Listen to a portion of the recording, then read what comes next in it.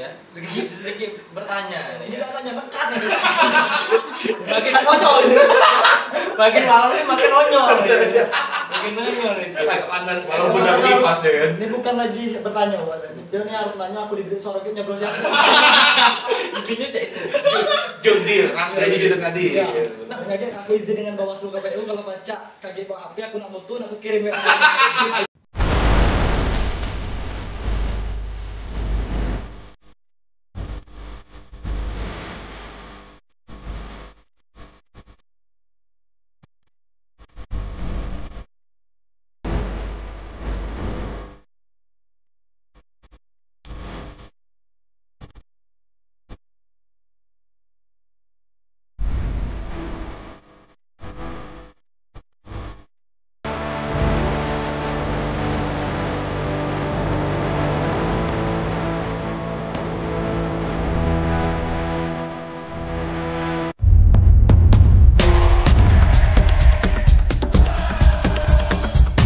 Oke, assalamualaikum warahmatullahi wabarakatuh. Waalaikumsalam warahmatullahi wabarakatuh. Barengan lagi sama Hijrah Setiawan Raihan Jamba, dalam program yang teman-teman tunggu, apalagi kalau bukan gusur apa tuh? Gudang Suara. Anjay. Jadi buat teman-teman yang belum subscribe channel YouTube kita, langsung digaskan sekarang, subscribe juga channel YouTube kita, di like, di komen, dan di share sebanyak-banyaknya biar kita lebih kreatif lagi. Oh, bukan hanya YouTube masih jelas. Ada apa? Kita ada Facebook di Ihak Kreatif, TikTok, dan Instagram. Wah. Ihak Kreatif juga teman-teman boleh itu komen-komen atau tambah saran atau yang pengen jadi narasumber juga boleh. Boleh, langsung Langsung di komen-komen cocorin aja di situ. follow juga. Di follow juga dong. Support lokal. Lokal pride. Nah, dan buat teman-teman juga sebelum kita ngobrol-ngobrol Waduh. sama narasumber, kita juga udah ada produk UMKM nih dari Rai Raka tahu bulat dari Tasikmalaya. Sebelah Endol Jos Nampol. Waduh, Jos Nampol. udah profesional ya. Iya. Jadi hari ini teman-teman, jadi hari ini teman-teman kita udah kedatangan narasumber yang luar biasa hari ini ya. Jadi sesuai dengan tema-tema kita hari ini. Apa ya. tuh Mas? Jadi tema kita hari ini tentang organisasi. Organisasi. Dan hari ini kita udah kedatangan narasumber yang luar biasa dan senior saya juga. Masya Allah. Senior saya Senior juga. di mana tuh? Senior di PMII Pergerakan Mahasiswa Islam Indonesia. Dan hari ini beliau juga masih di PMII tapi di PKC. Pengurus koordinator cabang. Ya, benar tuh ya. Bidang keagamaan. Bidang keagamaan. Jadi langsung kita kenalin aja, di sini ada Mas Agung. Iya kan, Mas Agung kasih aplaus dulu dong. Hari ini yang datang kasih aplaus dulu. Gitu. Selain ini, Hah? kasih jerat, Mas Agung ini juga aktif di FKUB, FKUB. Forum Kerukunan Umat Beragama. Oh. Ini pemudanya, Pak. Di bagian kepemudaan ya. Kepemudaan. Ketua pemuda, Mas ya.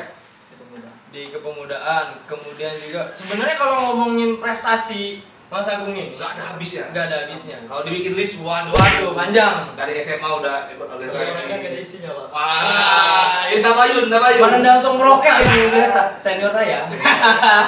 Senior saya. Jadi Mas Agung ini juga kita panggilnya Mas aja. Mas Agung. Jadi Mas Agung ini dari sekolah itu memang pondok pesantren atau gimana nih Mas? Kebetulan dipondokkan oleh orang tua. Di pondok Dipondokkan. ini Menarik ya. Dipondokkan. itu ada alasan tersendiri ya, Mas? Ada historinya dulu. Mhm. TK dulu di Margotillah.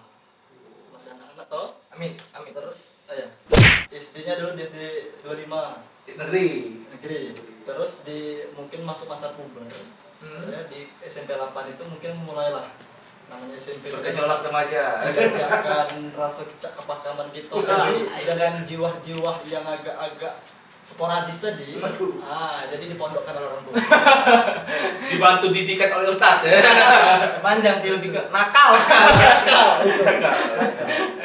Lebih ke nakal. Jadi buat orang tua nih yang pengen anaknya baik, Mas, pondok.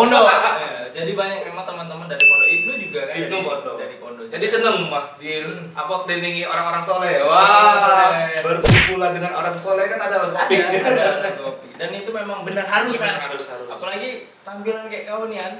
Harus ya. Harus ya. Harus. Jadi pengalaman Mas Agung ya, pengalaman dari sekolah Rektor, pendidikannya juga pondok pesantren. SMA juga pondok pesantren berarti, Mas? Ya, SMA. Pondok. SMA-nya pondok. SMA juga pondok pesantren di Al Azhar. Al Azhar. Kalau kering lah kalau keagamaan ya. Wah, di Banyak kering. Banyak kering. kampus juga berarti di Al Azhar juga. Alhamdulillah di Al Azhar. Di Al Azhar. Kalau dari mulai masuk ranah mahasiswa, anak-anak PMI, sahabat-sahabat PMI tidak mungkin tidak kenal dengan Mas Agung. Ketua umum tahun 2018, ketua cabang ya? Ketua cabang 2018. Panggilan akrab anak-anak PMI itu Ketum. Ketum Agung. Ketum Agung. Walaupun udah demisioner Ketum ya. Ketum. Masih dipanggil Ketum. Tua yang muda. Oh itu ternyata. Berdiri di atas semua golongan, baik tua baik muda. Itu pernah jadi ketua umum. Ketua umum itu berarti ketua cabang itu tahun berapa tuh? Di tahun 2018 2019. 2019. Wah menarik, berarti Tum Agung ini udah senior aktivis lah ya. Senior aktivis. Masuk pembahasan itu. Jadi bagaimana pandangan Tum Agung ini tentang aktivis saat ini? Apakah mentalnya tidak goyah? Gambaran aktivis hari ini. Apakah apa namanya? Kayak kata orang kan zaman kakak dulu deh. Senior. Senior. Siap. Jadi dapat kita ambil sahabat-sahabat ataupun kawan-kawan tentunya aku mengucap terima kasih dulu. Oh, siap. Terima kasih kepada Kami juga terima kasih. Lihat Kreatif. Wah. Telah diajak berkomunikasi dan sempat hari ini ada kesempatan untuk hadir dari sahabat-sahabat sekalian. Jadi berbicara mengenai organisasi dan tentunya berbicara organisasi tidak lepas dari kalimat yang klimaks, itu ada namanya kalimatnya aktivis. Aktivis. Jadi aktivis sahabat-sahabat dapat kita ambil bahwasanya adalah orang itu yang mampu memperjuangkan visi ataupun misinya bahkan keyakinannya untuk kepentingan organisasi ataupun untuk kepentingan orang banyak, baik itu organisasi massa, baik itu lingkungan, sosial, politik dan sebagainya. Dan hari ini patologi yang terjadi pada hari ini banyak sekali karakteristik mahasiswa yang banyak sekali yang kemunduran. Ini menurut pengamatan saya. Kalau salah tolong di cross check dan tolong dibantu komen lah nanti kan. Biar saya menjadi pembelajaran untuk saya. Benar. Pengamatan saya pada hari ini ya terkhusus di ya mungkin di Linggau bahkan di manapun kan. Karakteristik mahasiswa hari ini itu sangat jauh berbeda dengan apa yang disampaikan tadi dari zaman yang dahulu. Karena hari ini kebanyakan karakteristik mahasiswa itu mereka berada pada zona nyamannya baik. Dan aku yang disampaikan tadi pernah menjadi ketua cabang. Ya, jadi kita paham betul dengan karakteristik ataupun psikologi adik-adik ini ataupun anggota-anggota kita. Dan hari ini yang terjadi sahabat-sahabat, mereka ini ataupun kader anggota dan mahasiswa mereka lebih sibuk pada zona lamanya baik. Jadi sehingga mereka tidak tahu tanggung jawab dan tuh beban orang yang mereka emban. Sedangkan yang kita tahu pada hari ini mahasiswa itu sebagai penyambung aspirasi masyarakat. Mereka memegang peran agent of change, kontrol dan sosial. Tapi kebanyakan mahasiswa mereka tidak mengerti akan hal itu. Mereka hanya berpikir aku kuliah ini hanya sekedar untuk tamat dan mencari IPK dan sebagainya. Bahkan mereka ini maaf ngomong ada yang hari masih sibuk main TikTok, main Mobile Legends dan sebagainya. Deposit tuh. Mungkin. Melupakan tridharma perguruan tinggi tadi. Iya, pendidikan, penelitian dan pengabdian pada masyarakat. Itu dilupakan. Sedangkan orang tua mereka itu, di kampung, di desa itu, ya merindukan mahasiswa itu memang benar-benar mereka untuk belajar, dan bisa mengembangkan skillnya. Dan karakteristik itu sudah hilang pada hari ini, sudah hilang. Bahkan maaf ngomong, bisa kita ngambil track record ke setahun 2 tahun belakangan ini, bahkan sangat jarang sekali kita mendengar gaungan mahasiswa untuk aksi di jalanan. Ini sangat jarang bahkan hari ini, sangat jarang. Nah, tapi sorry nih tuh. Apakah itu termasuk dalam perbedaan generasi? Ini kan Gen Z nih kan. Faktor perbedaan generasi. Apakah mentalnya hari ini memang bisa dikategorikan aktivis hari ini mentalnya turun atau gimana tuh biasanya? Yang sebenarnya itu tinggal tergantung bagaimana seorang pemimpin itu mampu mengakomodir anggota-anggota. Dan karena hari ini sahabat-sahabat contoh kita ambil kecil dulu, kita itu apapun ibaratnya masalah itu pasti kita diskusikan dulu. Bahkan dulu itu kita masih sibuk untuk diskusi, membaca buku bersama kawan-kawan mahasiswa. Dan hari ini habits itu, kebiasaan-kebiasaan itu sudah hilang. Justru kita bangga dengan kecanggihan zaman hari ini, kan memudahkan kita. Ya kan, memudahkan kita untuk mencari ilmu, berdiskusi dan lain sebagainya. Dan itu hilang pada hari ini. Jadi generasi juga berpengaruh. Sangat berpengaruh. Sangat berpengaruh. Mungkin nggak tuh apa namanya, gaya hidup sekarang yang corona 3 tahun mendam di rumah, itu kan kebiasaan kita yang dihilangkan tuh, yang nongkrong, bicarakan tentang ini. 3 tahun efek corona tadi, mahasiswa sekarang tuh nggak relate lagi gitu. No life kan. Jadi kan nggak ada kehidupan. Atau itu juga bisa jadi faktor nggak tuh. Jadi aktivis hari ini, teman-teman mahasiswa itu, mereka tidak terlalu melihat kejadian-kejadian hari ini. Itu bisa jadi juga sih faktor 3 tahun gimana tuh kira-kira faktor itu. Ya, itulah tadi yang aku sampaikan, sebagai ibaratnya itu ya, seorang ketua itu mampu membaca peta geologi ya, peta politik dan sebagainya. Inilah seorang pimpinan, seorang aktivis juga harus mampu membaca pola ini, sehingga mereka tahu berarti kalau hari ini proses ini tidak baik, maka ada hal yang harus diperbarui, apa di bidang kaderisasi, di bidang administrasi ataupun di bidang yang lain. Dan ini bisa menjadikan memecahkan masalah ini, sahabat-sahabat. Nah, kalau hari ini maaf ngomong, yuk kita sebagai pimpinan organisasi hanya sekedar untuk dipilih sudah, gagah-gagahan saja, ya itu percuma, sahabat-sahabat. Percuma, nggak ada hasil. Berarti sama saja kita itu membunuh kawan kita yang punya mimpi. Satu. Terus yang kedua, jangan sampai kita ngetik SK sepanjang lidah itu udah ketik gunung, kan percuma. Buang kertas sama buang tinta. Bener. Ketik gunung. Sama buang anggaran tadi itu. Buang anggaran. Nah, ini menarik nih tuh. Hari ini kan zaman aktivis. Sambil mudut Sampai itu. Kami dulu juga tinggi. Masih sekarang tuh, tapi lebih ke males ya. Lebih ke males ya, terlalu itu Gen Z hari ini. Males. Terlalu banyak males. Ekonomi, Pak.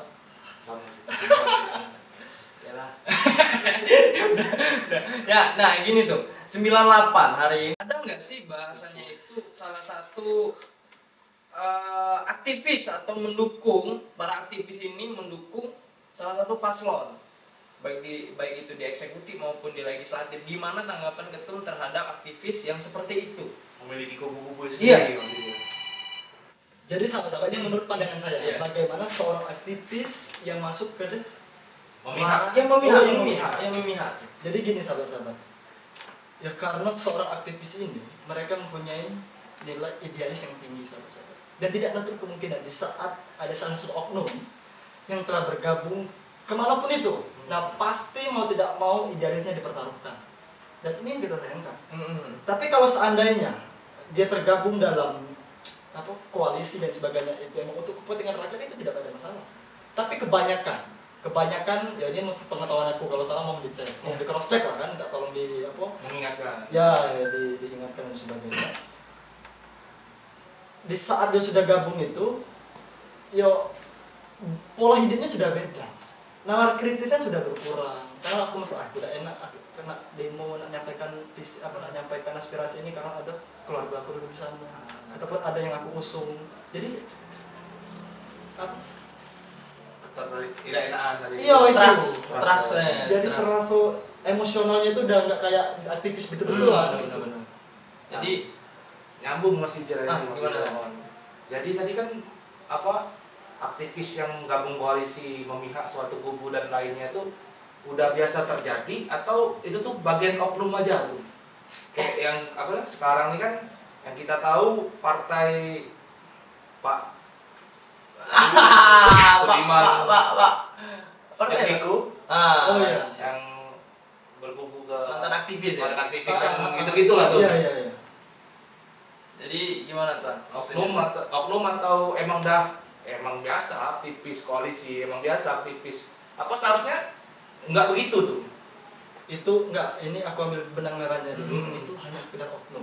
Tapi di luar sana sahabat-sahabatnya yang tersorot dari TV, dari kamera itu masih banyak aktivis yang benar-benar untuk berjuang aspirasi rakyat, berjuang untuk merebut kemerdekaan ini itu masih banyak. Kita contoh ambil hal yang baru-baru ini 1 September tadi, ada seorang aktivis HAM, aktivis perempuan yang berjuang untuk yang di KKB itu sampai dia ditembak mati pada hari itu. Nah ini kan masih banyak yang maksud saya itu aktivis-aktivis yang benar-benar berjuang demi masyarakat. Jadi sekedar oknum lah itu, bukan seluruh aktivis seperti itu enggak. Pelanggaran HAM itu seharusnya lah ya.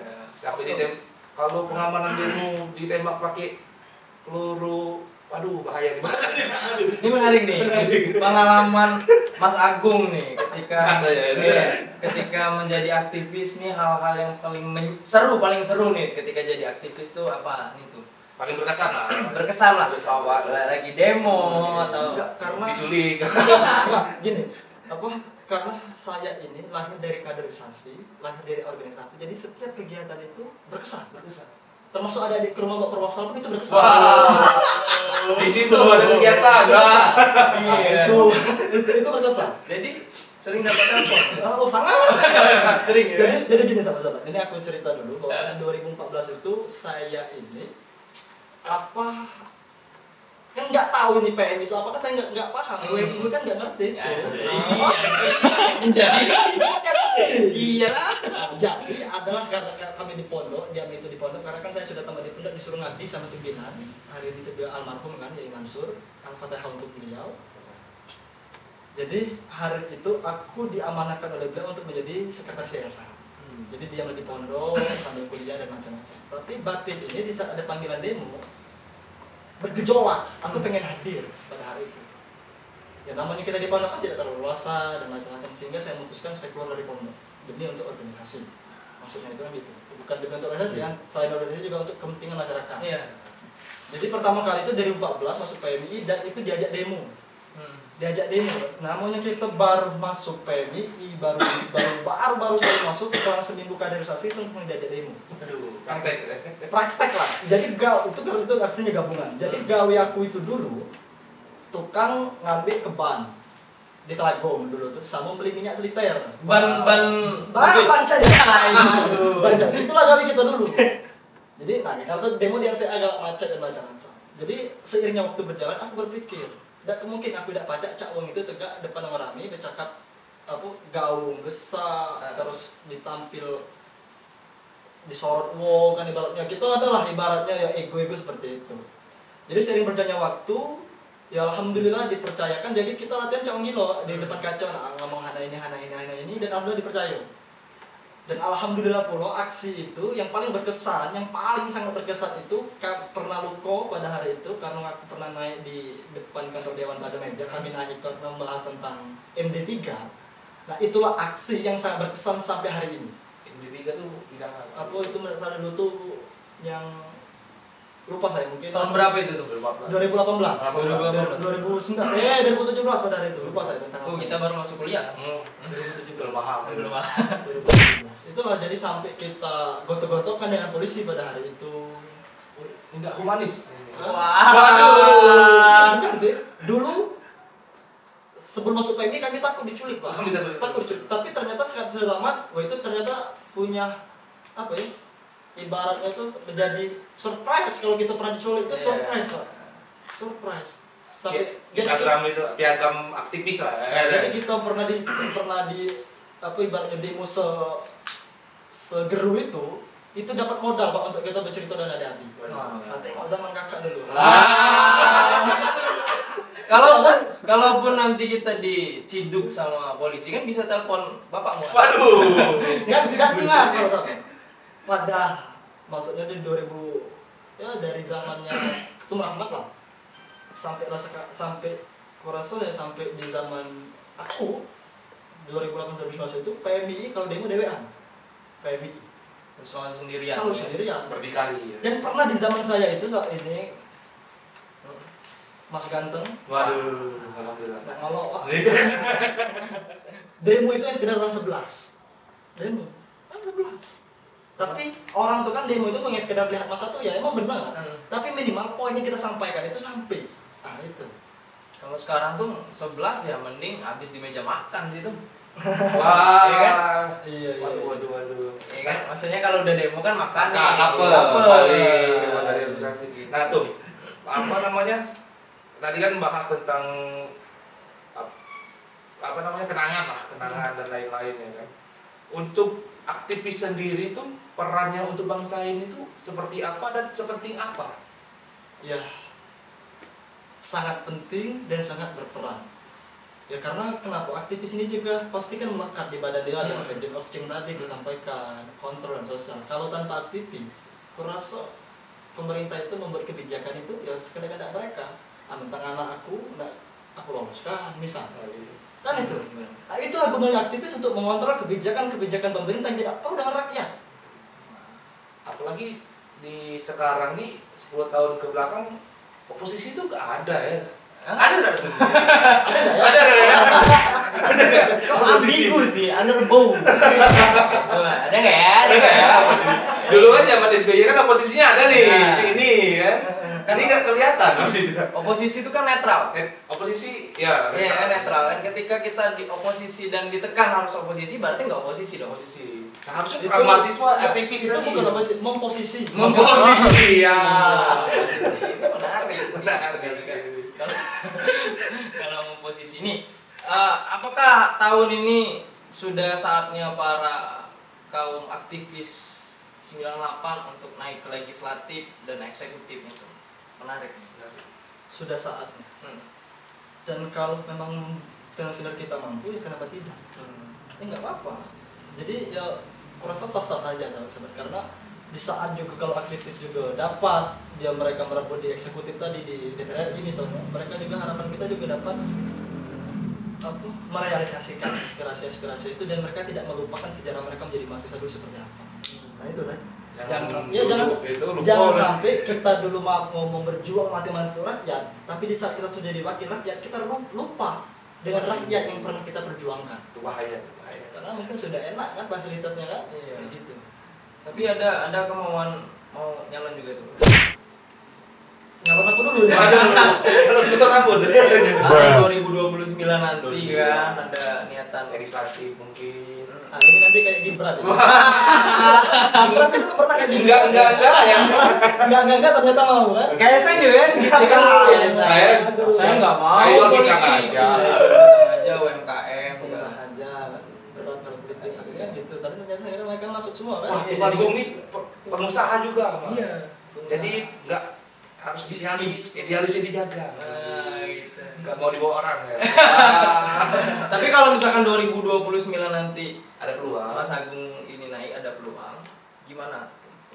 Ya gini sahabat-sahabat, siapa sih yang hari ini tidak mau bermimpi? Benar, pasti semua orang mau. Nah sekarang ini mau ngomong, masyarakat hari ini sudah cerdas, sudah sangat cerdas dengan kecanggihan zaman, terus dengan kehidupan mereka yang sudah mewah dan sebagainya, jadi mereka sangat cerdas. Mencalonkan itu bukan sekedar niat, kalau niat pasti orang mau. Nah, tapi kalau orang ini kalau di sekedar tokoh, tidak jadi. Wah, Toko dan toke. Nah, tapi kalau toke baik, tidak tokoh saroko. Nah, aku ada duitnya dah. jadi harus seimbang tokoh dan toke.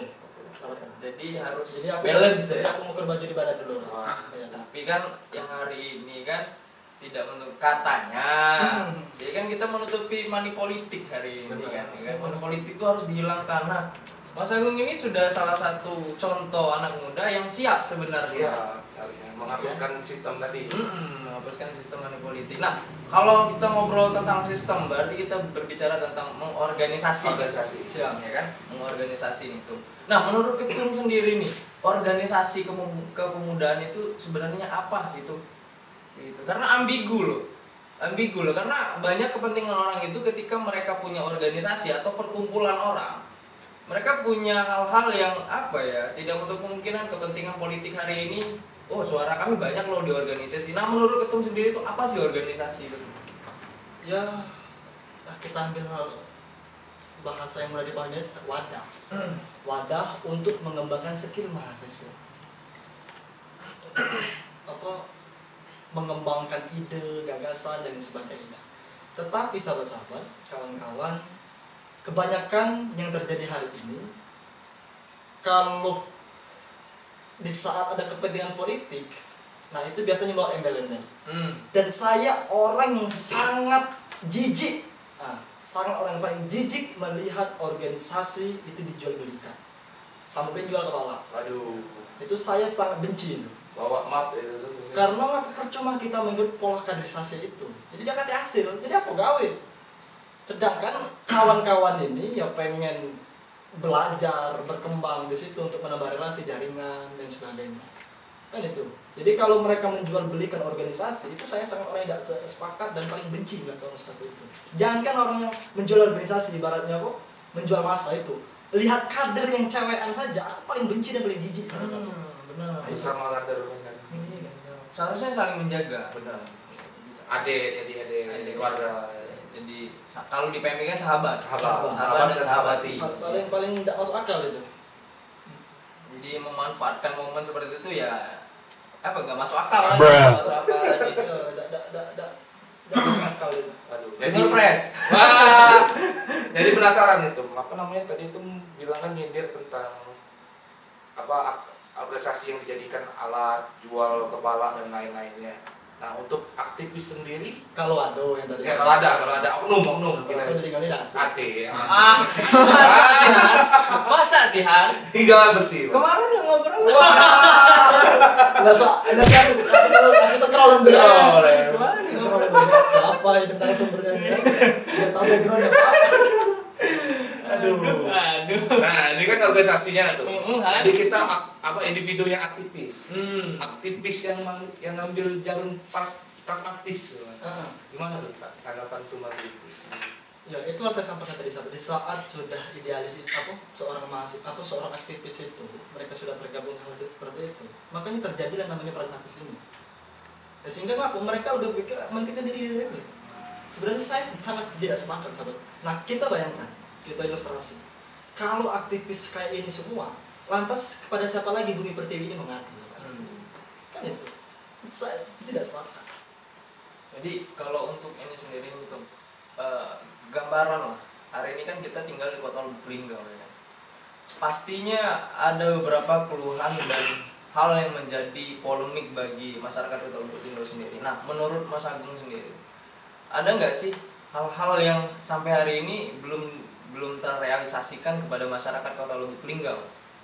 Ya Program-program apa gitu? siap. Jadi aku Janji ya. Hmm. Janji. siap, ya aku rasa banyak ya kayak ya namanya kan ya kayak siapa wali kota dulu Pak Nanang dulu dia kan sudah menjabat 2 tahun dan aku rasa namanya manusia kan pasti punya kelemahan dan kelebihan banyak ya namanya janji kan ya ada yang bisa direalisasikan dan ada yang tidak dan yang tidak itulah aku rasa menjadi polemik bagi masyarakat mungkin dia merasa tidak puas dan sebagainya contoh mungkin cecak pantai kota aku rasa nah ya kan aku rasa itu aku rasa mungkin ada juga yang tidak tapi hari ini ada juga infrastruktur yang belum dibangun. Mungkin bukan belum dibangun sih, mungkin belum tersentuh. Mungkin di tempat lain sudah, mungkin di sana belum itu masih ada.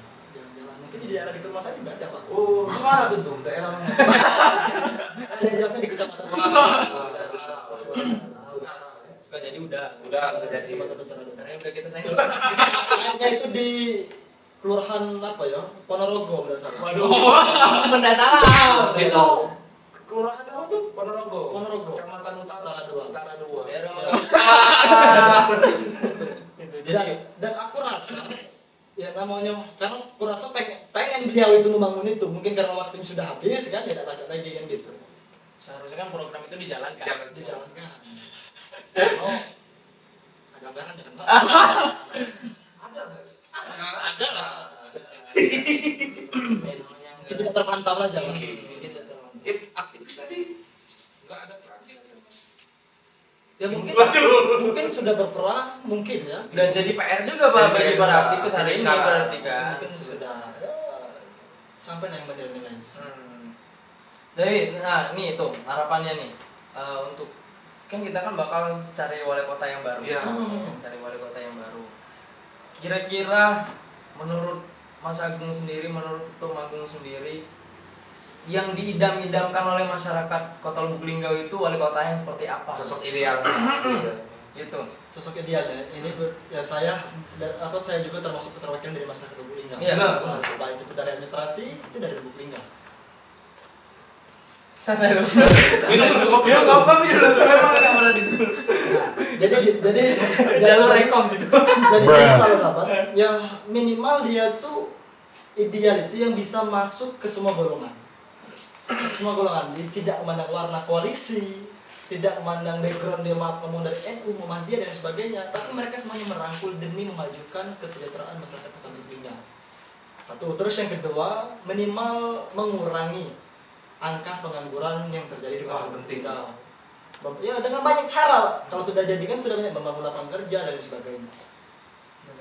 Sama satu lagi, memfasilitasi anak muda untuk berkarya. Iya. Memberikan itu kan peluang kerja juga. Kemudian juga untuk memberikan dana usaha untuk anak muda. Itu penting, Pak. Nah, itu. Dana usaha UMKM. Nah, Lostra dimasuk ini. Sama cukur rambut. Berbuat. Kopi Next, shop lokal lah. Karena produksi kopi di Lubuk Linggau sebenarnya ada loh kan. Cuman ya yang guide-nya belum ada nih para aktivis hari ini kan. Sponsor. Mudah-mudahan Anda bisa. Di dekat kan sudah jadi kan? Deket. Cuman ya belum sampai sekarang. Waduh. Sherlock aja, Pak. Sherlock. Nah, kita kan ngobrol nih udah panjang itu. Kalau ditanya tentang pengalaman organisasi ya kayaknya ya habis untuk satu malam bener, ya kan? Nah, ini kita langsung ngebahas tentang harapannya aja nih, harapan untuk Lubuk Linggau sendiri ke depannya lah, baik itu dari para aktivis, kemudian secara ruang lingkup apa ya lebih meluas lah, para aktivis, pemerintah segala macam, harapannya gimana itu? Ya mudah-mudahan Kota Lubuk Linggau menjadi kota acuan di minimal di provinsi Sumatera Selatan. Baik itu dari segi demokrasi, Anak-anak muda, yang luar biasa. Dekat sama Tuhan. Ini yang di atas joget-joget kan? Joget. Waduh, siapa tuh?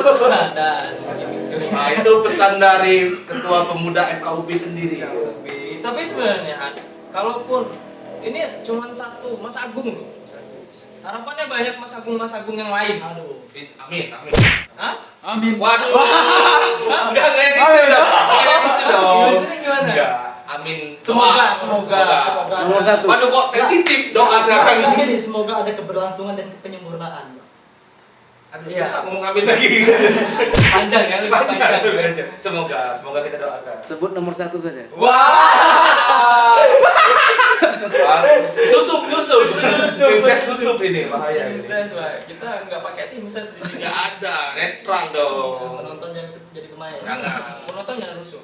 Nah, ini sedikit disclaimer nih tuh. Ini kan tongkrongan anak-anak muda lah biasanya di kopi-kopian. Kita nggak bahas tentang pola politik yang ada di pusat hari ini. Bahasan tongkrongan. Nah, bahasan tongkrongan kan makin malam makin aneh itu. Makin aneh. kan? Yang dua tuh bahas Tuhan. Yang malam udah bahas Tuhan. Biasanya gitu.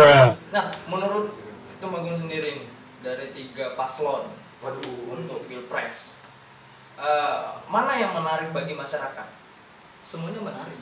Semuanya menarik karena mereka ada visi misi yang menarik. Ada yang bawa ego perubahan, ada yang melanjutkan dan melanjutkan psikologi apa lagi ini? Pokoknya ada dan itu menarik semua di kalangan masyarakat. perubahan, keberlangsungan, kemajuan. Ada koalisi apa ya? Gitu. Ya, tinggal tergantung masyarakat yang menilai. Gitu. Sosok idealnya masing-masing yang seperti apa, Mas ya? Ya gitu. Pokoknya mereka tuh lah pokoknya yang menilai. Karena menarik kan lo bareng. Kalau dari Mas Agung sendiri ada nggak yang sosok ini nih, gua ideal banget ini, nggak mau yang lain, ini aja. Ideal kalau tuh Pak. Ideal kalau. Ini sorry nih Tum ya. Sedikit bertanya nih. Tidak tanya mekat nih. Makin konyol. Makin malam ini makin nonyol. Makin nonyol itu. Agak panas walaupun udah kipas ya kan. Ini bukan lagi bertanya, Pak. Dia nih harus nanya aku diberi suara gitu nyoblos siapa. Intinya cek itu. John Deere, langsung aja jujur tadi. Makanya aku izin dengan Bawaslu KPU kalau baca KG Pak HP aku nak mutu aku kirim WA. Itu enggak jawabannya. Benar, Bawaslu sudah hadir di sini. Jadi orang dalam ya, Pak. Sudah hadir di sini. Sekarang Silakan udah katanya. apa namanya? pembersihan peragam pemilu yang ada nomor urut segala macam. Nah kan nggak boleh. Yang udah sebelumnya ajakan segala macam, udah diperiksa belum ya? Tempelan di mobil udah. Tempelan di mobil udah dibuang semua. Udah dibuang semua. Bang DKJ keren, kinerjanya mantap. Katanya dibuang yang ada nomor urut ya. Nomor urut. Yang di peragam pemilu baleo dicabut semua. Kalau kan saya uangnya. Gitu. Nah, ini tuh melihat background. Ya kan kita tidak bisa menutup kemungkinan, ya, tidak bisa menutupi segala macam. Background hari ini salah satu cawapres, ya kan, sama-sama punya background PMI. Apakah PMI hari ini punya tujuan yang sama untuk mendukung, ataukah memang sesuai dengan visi dan misi baru? Para sahabat-sahabat ini boleh memilih. Caimin. Iya. Gitu. Ini kan lebih mendalam lagi ini. Apakah memang ini senior kita loh, harus kita dukung atau gimana nih? Ini berat ini kan? Berat. Ya, tapi minimal ada tanggung jawab seorang kader itu untuk menyelamatkan senior itu, emang itu sudah menjadi bukan moral kader sih. Tapi ya gimana ya, Mohaimin Iskandar juga kan aktivis loh. Mantan aktivis yang sampai hari ini dia juga menggaungkan untuk masyarakat, untuk bangsa dan negara. Jadi tidak menutup kemungkinan kalau memang itu bagus. Tunggu bentar ya. Kalau ini tunggu bentar. Kalaupun ini bagus segala macam, ya kenapa enggak? Balik lagi dengan Pilihan masing-masing berarti. Oke, teman-teman, karena obrolan kita ini udah panjang, udah kemana-mana. Kita bisa KPU juga ntar. Kita langsung masuk ke closing statement. Boleh siapa duluan yang mau? Aku duluan. Jadi untuk closing statement dari aku sendiri, slow but sure and can do. Perlahan tapi pasti dan lakukan itu, dan harus melek politik. Waduh, benar sih. Closing statement dari Rehan? Statement saya bukan statement, closing statement ya kan. Mau warna biru, mau warna kuning, mau warna merah, mau warna apapun yang jadi, semoga yang berpihak kepada masyarakat. Nah, berarti closing statement penutup dari Mas Agung.